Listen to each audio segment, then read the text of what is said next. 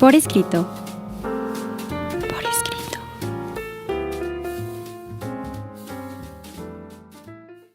Bienvenidos a un programa más de Por Escrito. Estamos transmitiendo en Radio Anáhuac. El día de hoy nos acompaña... ¿Qué tal? Sean muy bienvenidos. Estamos transmitiendo desde la Casa de la Cultura Juan Rulfo. Mi nombre es Cecilia Durán Mena.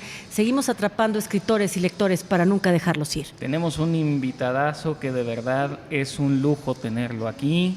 Mario, bienvenido. Muchas gracias por la invitación, Juan Carlos. Mario Castillo a sus órdenes. Un servidor. Profesor de literatura y de inglés. Un servidor, Juan Carlos Padilla. Recuerden seguirnos en todas nuestras redes sociales. Estamos en Instagram, estamos en Facebook, también nos pueden seguir en Spotify, síganos también en la página de internet, también pueden ver los programas a través de YouTube, así que síganos por favor. Ya saben, toda la clave es @porescrito, ahí estamos en todo. Y ya dijimos, estamos en la Casa de Cultura Juan Rulfo, así que pues es más o menos obvio por dónde van los tiros el día de hoy. Vamos a nuestros pretextos literarios.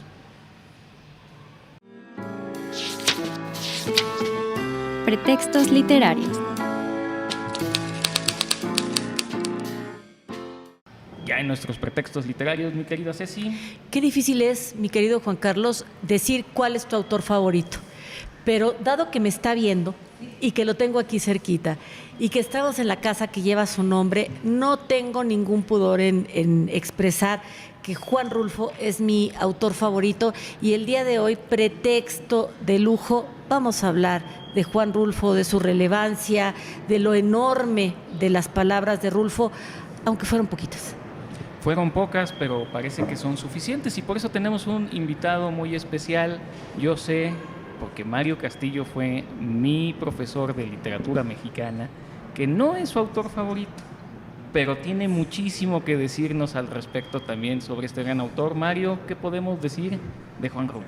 Bueno, reitero el agradecimiento. A ver, Juan Rulfo a mí me trae recuerdos de infancia. Yo tuve una relación muy cercana con mi abuela, y mi abuela nació en el mismo lugar de Jalisco que Juan Rulfo. Escuchar a mi abuela y leer, sobre todo en los cuentos del Llano en Llamas, esa forma de contar las historias, esa oquedad existencial derivada tal vez del contexto en el que vivieron, ese contexto revolucionario y después cristero, que está perfectamente descrito en muchos de los cuentos del Llano en Llamas, para mí es recordar a mi abuela. De entrada, ese es el primer componente personal. Por supuesto que desde el punto de vista literario, bueno, Juan Rulfo fue un maestro del cuento, y para muchos críticos de la literatura mexicana, su novela, la única que publicó, Pedro Páramo, ha sido considerada la mejor novela mexicana del siglo XX. Personalmente yo la pondría entre las mejores, pero evidentemente estamos ante un maestro de las letras. Y es que yo creo, Juan, que esto que está diciendo es algo muy importante porque Rulfo nos está contando las historias de las abuelas. O sea, se apodera de la palabra de Jalisco, se apodera de todo lo que está, o sea, de todo lo que tiene que contar, y lo hace palabra de una manera muy cotidiana, de una manera muy natural, pero además eligiendo palabras maravillosas, como si, me lo imagino como si fuera un tejedor que está eligiendo sus mejores hilos, su mejor aguja, y está empezando a tejer hilos narrativos maravillosos. Creo que la obra de Rulfo efectivamente es una obra como homeopática, en donde tenemos poquito pero muy bien hecho, poquito pero muy bien editado. Efectivamente tenemos 3 de las más importantes, que es El Llano en Llamas, que fue, digamos, como su primer arresto literario. Después estamos hablando de Pedro Páramo, y por último de El Gallo de Oro, que poca gente conoce. El Gallo de Oro nace como un guión para una película y después se publica como si fuera una novela. Estamos hablando, yo sí difiero, Mario, yo sí digo que es el autor más importante del siglo XX. ¿Por qué? Porque de ahí vendría el boom latinoamericano. Es un hombre que leyó muchísimo, es un hombre muy informado, es el gran Rulfo. Si no hubiera controversia, no sería por escrito y no sería Cecilia Durán Mena, sin duda alguna. Me gustaría, hay que conocer al autor para poder después entrarle a la obra, ya llegaremos a conversaciones. Pero creo que podemos decir de Juan Rulfo que fue un niño solitario, Sí. un niño que queda huérfano a corta edad y que eso va a marcar su vida en viajes de mucho tiempo, pero que llega a la Ciudad de México donde conoce unos amigos que le llevan a la literatura y él en este ser solitario, pero también ser literario que va despertando en él, hace estas transiciones, se casa con una jalisciense, si no me estoy equivocando, y va a estar como en esta transición que se ve reflejada finalmente en su literatura. Quisiera sí mencionar a dos personas, porque aunque no lo crean, yo no estaba tan metido, había leído El Llano en Llamas varias veces, pero no había leído Pedro Páramo, ya llegaremos a ello.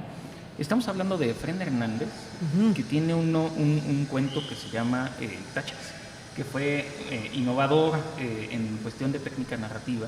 Y estamos hablando de Jorge Ferretis, que tiene varias novelas, Tierra Caliente, El Sur Quema y Cuando engorda el Quijote.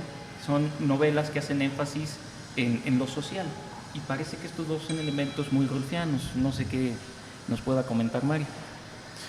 Bien, también se ve en los cuentos de Rulfo la lectura atenta de Faulkner, ¿no? De ese estilo existencialista del cual abrevan muchos de los autores que después dieron origen a este fenómeno llamado boom, ¿no? García Márquez, Fuentes, sobre todo. Sí, y aparejado evidentemente está Arreola. Arreola es el que de alguna manera si se me permite el término, lo apadrina, ¿no? Ocurre con Rulfo que él publica su primera obra la publica en 1953, unos años antes, en 1947, Agustín Yáñez, jalisciense también, había publicado lo que para muchos autores es el inicio de la nueva novela mexicana con Al filo del agua, que es una novela inscrita en todo este proceso complicadísimo de la Guerra Cristera. Y evidentemente Rulfo leyó a Yáñez, por supuesto, y de ahí, bueno, yo quisiera pensar, por ejemplo, en el cuento de Diles que no me maten, que está contenido en El Llano en Llamas, que la estructura narrativa es sumamente vanguardista. Súper. Y lo que de alguna manera hace complejo el texto de Rulfo es la sencillez léxica que tiene, sí. Es decir, las palabras que emplea, que son palabras que emplearía un hablante cotidiano del sur de Jalisco de finales de 1910, principios de los 20, pero construido narrativamente de una manera verdaderamente magistral. Prodigioso, estoy de acuerdo. Fíjate, Mario, te agradezco mucho que hables de Diles que no me maten. Yo creo que esta estructura como circular en donde Rulfo juega con el lector como si fuéramos un yoyo, porque el Diles que no me maten empieza con una voz realmente cascada de un hombre viejo que le está diciendo, está mandando a una persona a decir, por favor, veles a pedir que no me maten. Y entonces tú sientes una gran pena por el personaje, empiezas a sentir como qué está sucediendo y es como un baile de velos. Va empezando a desvelar a este personaje y entonces te enteras por qué lo van a matar, te enteras a quién está matando a pedir ayuda y con quién lo está mandando a pedir ayuda. Es un cuento imperdible para todo mexicano que entienda de literatura, pero sobre todo para toda la persona que quiere escribir algo novedoso, porque es una estructura circular en donde empezamos y prácticamente terminamos en el mismo lugar. Y bueno, vale muchísimo la pena, con palabras súper sencillas, como tú dices, te va desgarrando el alma. El maestro es el primero que lo hace y esto aplica tanto en arte como en literatura. Y quizá ahora ya hemos aprendido a hablar con lengua propia de la región donde nos desenvolvemos de acuerdo con los personajes. Se dice de Juan Rulfo que los personajes rulfianos son los arquetipos de la realidad jalisciense y de la realidad de nuestro país. Y es que sí, tenemos una manera muy florida de hablar los mexicanos, y esto es una invitación, por supuesto, a leer, por supuesto a escribir, para que podamos nutrir nuestro vocabulario, y nutrirlo sería, por ejemplo, leyendo a Juan Rulfo. Por supuesto. De momento se nos termina la sección, vamos a la siguiente y continuamos con el programa.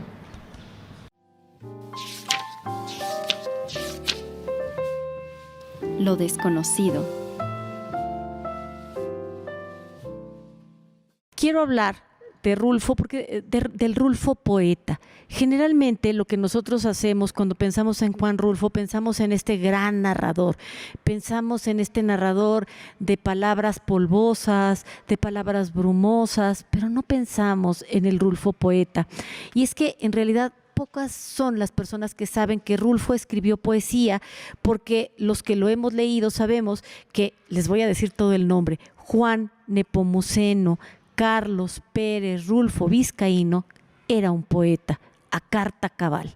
Juan Rulfo fue un poeta de pocas obras, pero de muchas letras, y con esto tuvo más que suficiente, yo diría. A ver, Rulfo era un hombre de decisiones brutales. Destruyó la primera novela que escribió sobre la Ciudad de México porque no le gustó, porque no le pareció que tuviera la calidad literaria necesaria para ser publicada. Me habría gustado leerla, ¿cómo me habría gustado leerla? Pero no se preocupen, los textos todavía sobreviven y los podemos encontrar, aunque algunos no son tan famosos como otros. Hay 7 poemas de Rulfo que se encontraron y que se tratan de obras cortisísimas que logran demostrar el talento que tenía Rulfo para dominar la palabra.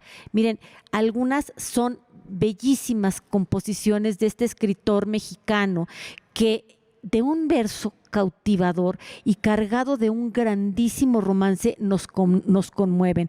Por lo tanto, yo los quiero invitar a aprovechar esta oportunidad de abandonarnos ante un poema de Rulfo que está cargado de romance. Fíjense bien, cada suspiro es como un sorbo de vida, vida mía, del que uno se deshace. ¡Ay! Otro: nada ni nadie puede durar tanto. Nadie puede durar tanto. No existe ningún recuerdo, por intenso que sea, que no se apague. Esta es la potencia de Rulfo. Les voy a leer otro. Yo lloro y lo sabes.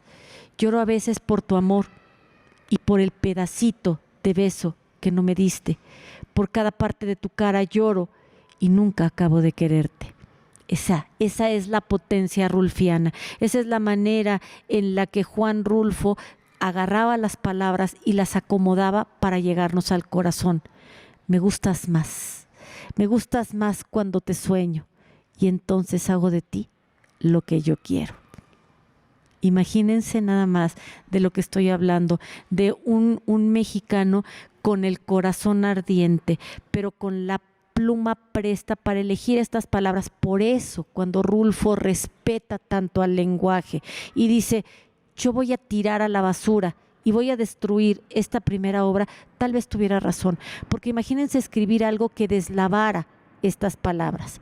Tuve la fortuna de conocer a Rulfo y esto es algo que me llena de muchísimo gusto. A este hombre lo conocí alguna vez cuando estaba muy chiquitilla, porque le gustaba ir a una taquería que está en la calle de Miguel Ángel de Quevedo. Y entonces me dijo mi papá: mira, yo estaba chiquita, no tenía la más remota idea de que ese iba a ser el momento en el que conocería a mi escritor favorito. Me dijo: vente, ahí está el maestro Rulfo, vamos a saludarlo. Dicen que Juan Rulfo era muy enojón.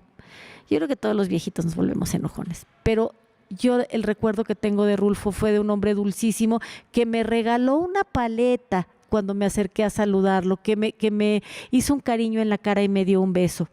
Sí hay recuerdos que duran para toda la vida, Rulfo. Me queda tu Pedro Páramo, me queda tu Llano en Llamas, me queda tu Gallo de Oro, nos quedan tus palabras y me queda esto que decía: en todo se da, gracias a la providencia, pero todo se da con acidez, estamos condenados a ello.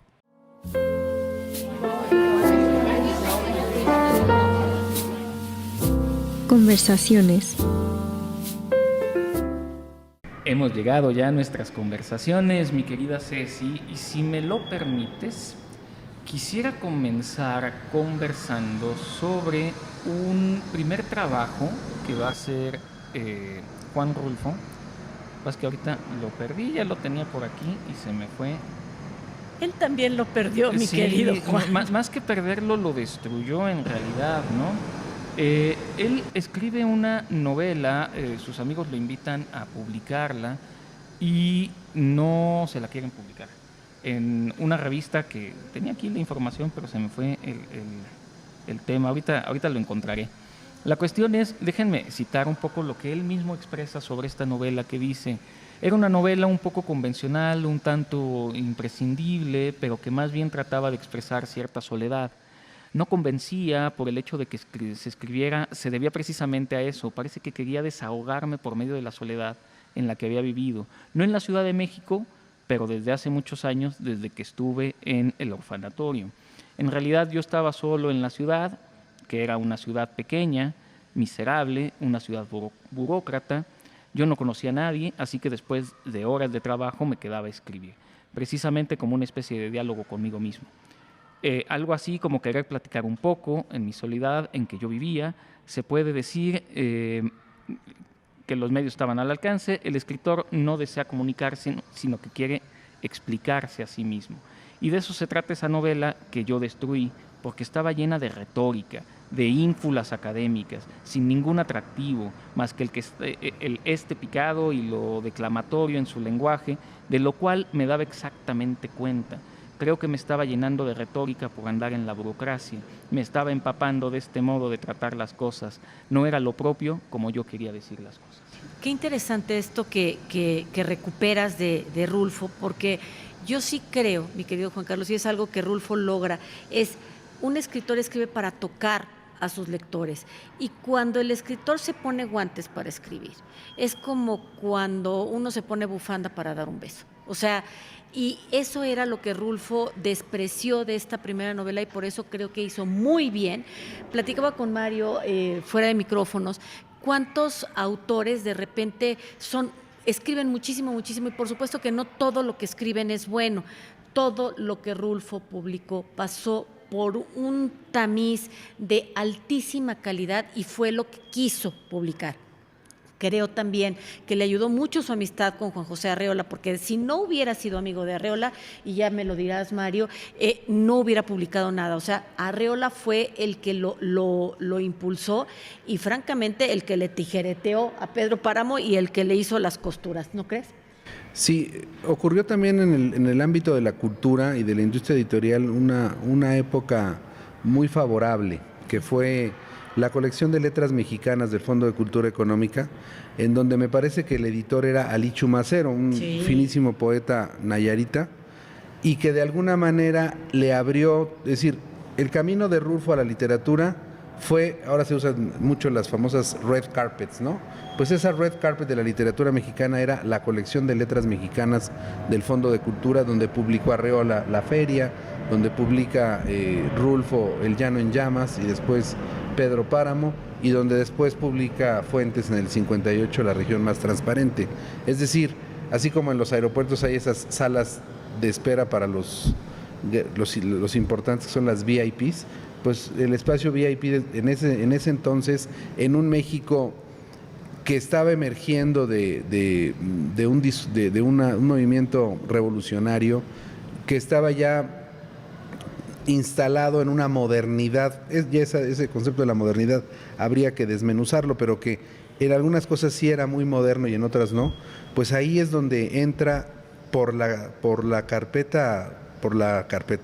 tapete ese rojo, el Rulfo, y entra con una literatura lapidaria, es decir, lo que publica Rulfo es lo que él tenía que publicar. Y me estaba yo acordando que García Márquez, que todos sabemos quién fue García Márquez, se sabía de memoria Pedro Páramo.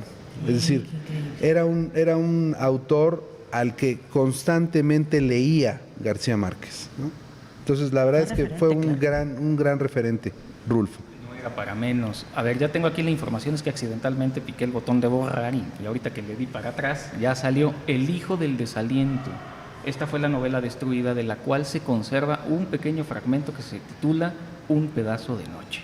Habrá que buscar este pequeño fragmento para tratar de comprender también por qué él mismo habrá destruido la obra. Y ahora sí hablaremos un poco más de El llano en llamas, que sí es obra favorita.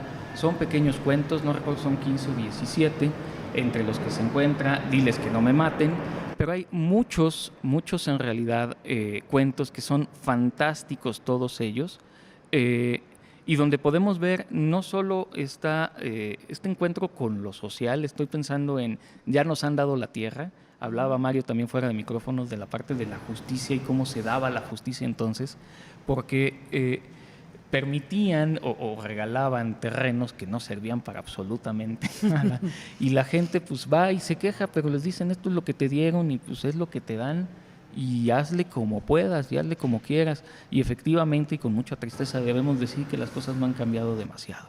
¿Qué pasa? ¿En qué se fija Rulfo? Rulfo se da cuenta de que la novela de la Revolución ya acabó, de que ya tuvo su vigencia, y entonces viene el México metropolitano. Es decir, dejamos la Revolución Mexicana, que fue una revolución en muchos sentidos por la tierra, la tierra es de quien la trabaja, etcétera. Rulfo se da cuenta de que pasó una revolución, pasó otra revolución, pasó otra revolución, y quiero decir, tantas revoluciones como desde Madero, Zapata, Carranza, pero luego vino la Revolución Cristera y tal, y ninguno le cumplió el campo. El campo se queda vacío, se queda polvoso, se queda árido, se queda olvidado, y estos 17 cuentos hablan de este desconsuelo, de este México que busca ser moderno, que busca el progreso, pero que abandona su campo.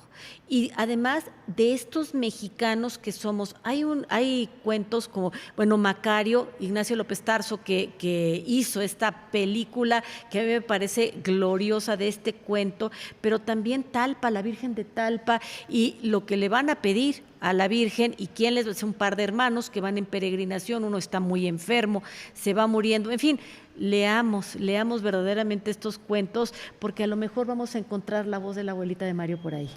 Claro, y efectivamente estaba yo pensando, a ver, si tuviéramos que categorizar, ¿no? Ahora que se usan los hashtags, tendríamos que poner hashtag desolación con Rulfo, porque eso es la realidad para Rulfo. Estoy pensando en el cuento Lubina. Lubina es un pueblo en donde nadie quisiera estar. Es decir, es un pueblo completamente infértil, que no ofrece ningún tipo de atractivo, al que llega un profesor. Ustedes recordarán que las misiones culturales de Vasconcelos, lanzan a los profesores a los distintos territorios recónditos de la República Mexicana. A algunos les va re mal, los matan, y otros de plano se deciden por irse, que es el caso del protagonista de Lubina, ¿no? En donde, por ejemplo, es interesante tratar de hacer un análisis ahí de en qué sentido el entorno influye hasta en el ánimo de las personas, ¿no? Es decir, en un ambiente tan desértico, tan tristísimo, pues evidentemente no puede florecer ahí más que la desesperanza, ¿no? Desesperanza, no recuerdo ahorita el nombre del cuento, pero creo que se llama Un hombre o El hombre, donde es una persona que está como siendo perseguida después de haber, pues finalmente por la desesperación, cometido un asesinato. ¿Cuáles son los motivos que mueven a esto? Es esta desesperanza, es esta soledad, es esta aridez de la que Juan Rulfo habla en prácticamente todos los cuentos. Y es un poco lo que invita. A mucha gente, sobre todo los jóvenes, no les invita tanto a leer porque no les gusta lo que es triste, no les gusta lo que es real, pero creo que es justo por eso, por lo que tenemos que leer a Juan Rulfo, porque además, ya pasaron algunos años, no quizá demasiados, y las cosas no han cambiado tanto. Para poder entender la realidad nacional incluso, por eso hay que leer a Juan Rulfo. Y ese progreso, Juan Carlos, que efectivamente no llegó.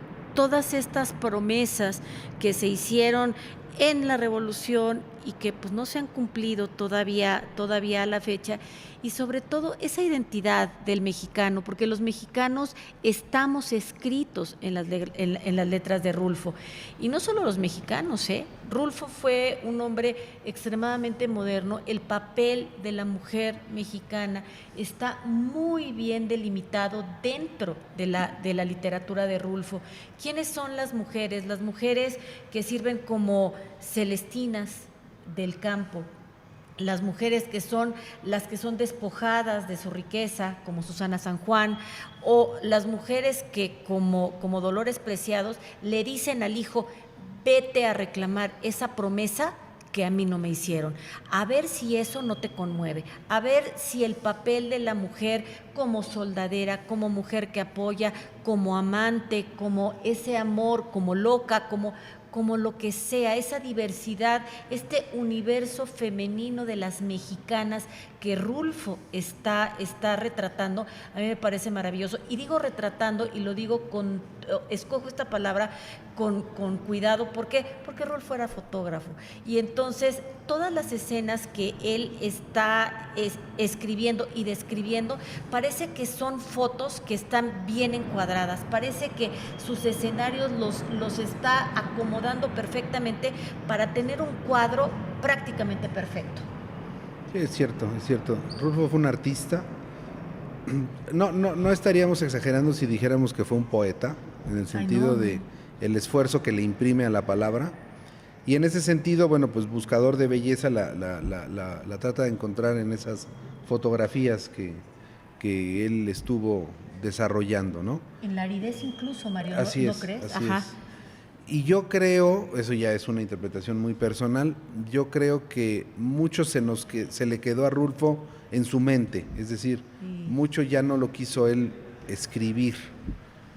A veces a muchos escritores les preguntan eso, ¿no? El miedo a la hoja en blanco, el poder echar a andar ese ejercicio de creación que no todos pueden acometer de la misma forma, ¿no? Bien, vale la pena mencionar, él trabajó en la comisión de Papaloapan como fotógrafo, estuvo en Televicentro de Guadalajara como asesor y en el Instituto Nacional Indigenista, encargado de ediciones hasta su muerte. Y tenemos que hablar de la gran obra, de la obra de Pedro Páramo, que tengo que confesar, yo lo había dicho muchas veces en el programa, que yo no lo había leído, y esta semana me di a la tarea de leer tanto El Llano en Llamas, que ya había leído, y Pedro Páramo. Escogí esta camisa que traigo puesta, los que nos pueden ver, porque es como árida, seca, como brumosa. Eso fue lo que me invitó a esta lectura, y fue muy, muy particular haberla leído en este momento de la vida. El libro sabe cuándo tiene que ser leído, eso hemos hablado también en otras ocasiones. Para mí fue una invitación a acompañar a un viaje borroso por 3 líneas narrativas diferentes, en el que vamos a ir reconstruyendo la historia de Comala, la historia de la familia de Pedro Páramo y la historia de la vida y de la muerte. Yo creo que esta experiencia que hablas de las lecturas, Juan, y de cuándo te toma el libro, yo recuerdo que yo leí por primera vez a Rulfo en secundaria. Ave María Purísima, verdaderamente, porque no entendí nada. ¿Y cómo que están muertos? Y cuando mi profesor de secundaria me estaba explicando todo lo que estaba sucediendo ahí, dice, pues este señor ha de haber leído otra cosa que yo no leí.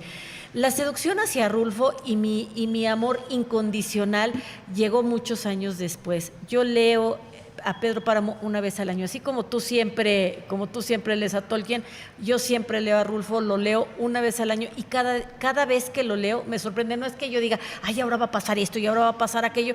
Es como si Rulfo me hubiera escrito 70,000 novelas o 57 novelas, todas solo para mí. Estas 3 líneas narrativas en donde al principio vamos siguiendo este camino de Juan Preciados. Después, cuando estamos ya en Comala y empezamos a entender la historia de Pedro Páramo, pero de Miguel Páramo, y esta cosa tan terrible de vivir como Pancho López, una vida atrabancada, que al final la ley del más fuerte, etcétera, y por fin la línea narrativa de Susana San Juan.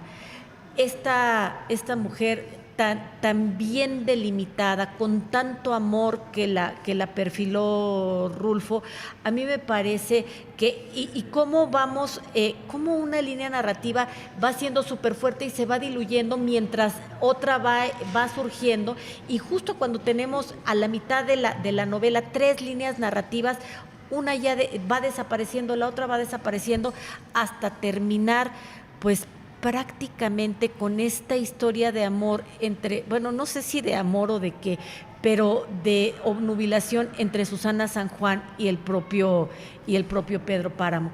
La muerte de Pedro Páramo es una cosa que a mí me dejó así como que es de estos libros que sí le sacan a uno lágrimas. Sin duda, yo me voy a ver más como profesor de literatura para tratar de ver desde una visión de la historia, la importancia histórica que tiene Pedro Páramo, ¿no? En la literatura mexicana, Rulfo cierra de manera magistral el capítulo de la novela rural mexicana, magistral. Ya había habido una nota muy buena con Agustín Yáñez, con Al filo del agua, por supuesto. Ya había habido alguna literatura ahí de Tropa Vieja, de Francisco Urquizo, en fin. Se cierra ese capítulo y se hace menester irrumpir a la modernidad. Y esa modernidad empieza con Paz, con El laberinto de la soledad, y en el plano narrativo con La región más transparente de Fuentes. Pero sí, el cierre de ese México. Guillermo Bonfil, el famoso antropólogo, hablaba del México profundo, ¿no? Uh-huh. Ese México con esos huecos de soledad, pues lo plantea de manera magistral, sin duda, Rulfo con Pedro Páramo. Cuando yo supe de la anécdota de que yo siento una especial admiración por Gabriel García Márquez, a mí me parece que fue un hombre con un talento narrativo envidiable. García Márquez es el Messi de la literatura, sin duda. Así lo pongo yo, ¿no? Y que el propio García Márquez se haya dado no darse la tarea, sino que la admiración tan grande por Rulfo hizo que él, igual que tú, Cecilia, que le leía frecuentemente a Pedro Páramo, él incluso lo memorizaba y en algunas reuniones cuentan ahí los contertulianos que él recitaba fragmentos de Pedro Páramo, ¿no?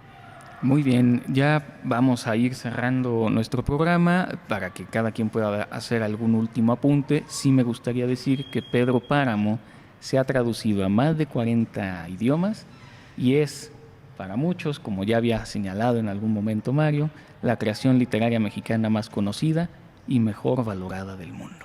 Y quiero decir que, como frecuentemente pasa con nuestros escritores mexicanos, estuvo como apreciado primero fuera y luego dentro.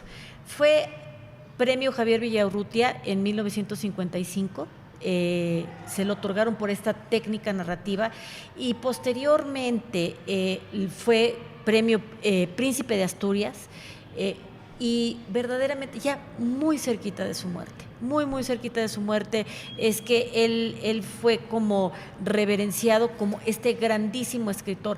Mucho tiempo salió a varias universidades, estuvo invitado a la Sorbona a dar pláticas, en fin, creo que necesitamos hacer más homenaje a Rulfo porque es uno de nuestros grandes. Pues se están celebrando ahora 80 años de la publicación de... 80 no, a ver, fue en el 53, ajá. 70 años, perdón, de la publicación del Llano en Llamas. Ese es un muy buen pretexto, pues, para recuperar la obra de este escritor, que yo reitero, fue un escritor que, digamos, como piezas de orfebrería, fue él trabajando su literatura y se quedó, yo creo, esa es una interpretación muy personal, pero se quedó en su mundo, en su mente, mucha de su literatura. el mejor homenaje que se le puede hacer a un escritor, evidentemente, pues es leerlo. Entonces ahí estaría la invitación, por supuesto. Y ya no pudimos conversar sobre el Gallo de Oro, pero habría que buscar, es otro buen pretexto para ver algo menos conocido de nuestro autor. Despedimos el programa, por favor. Seguimos atrapando lectores para nunca dejarlos ir. Verdaderamente los invito a que nos envíen sus textos a por escrito, contacto@porescrito.org. Léanos, acompáñenos en nuestros conversatorios. Mario, siempre bienvenido. Muchísimas gracias. Agradezco mucho la invitación. Muchas gracias, Juan Carlos. Muchas gracias al coloso de la literatura, maestro Mario Castillo. Un servidor, Juan Carlos Padilla, también se despide, no sin antes agradecer a todo el equipo de producción. Tenemos a Jania, está de novato Isaac, está el estupendo Lalo, todo el equipo también de guionismo. Muchas gracias por hacer esto posible, que su vida literaria sea gozosa.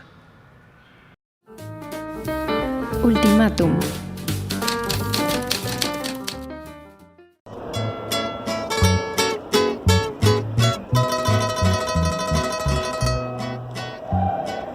Estamos en el jardín de la casa de Juan Rulfo. Aquí se inspiraría probablemente.